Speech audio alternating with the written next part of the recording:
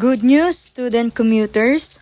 Opisyal nang sinimula ng Department of Transportation ang pagpapatupad ng 50% discount para sa mga estudyante sa MRT3, LRT1 at LRT2.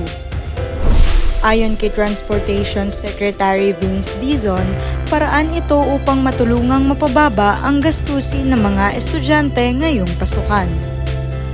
Magdadagdag tayo ng discount for all students sa LRT1, LRT2 at MRT3.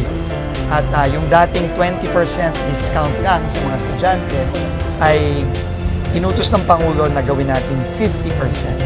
Gaya ng sinabi ng Pangulo na direktiba niya na dapat tulungan natin yung mga estudyante, lalo na ngayon. Kaka-open pa lang this week ng classes. And kahit pa paano, alam naman natin, hirap na hirap tayo sa buhay natin ngayon. So, konting tulong sa mga estudyante, malaking bagay na ito. Kasi tulong din ito sa mga magulang nga, sa mga pamilya. Maliban sa mga estudyante, applicable din ang 50% discount sa mga kumukuha ng postgraduate studies. Kaugnay nito, naglabas naman ang MRT3, LRT1 at LRT2 ng kanilang updated fare matrix.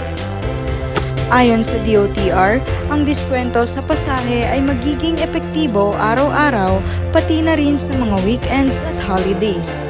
Tatagal ito hanggang taong 2028. Upang maka-avail ng discount, kailangan lamang bumili ng estudyante ng single journey ticket sa mga ticket counters.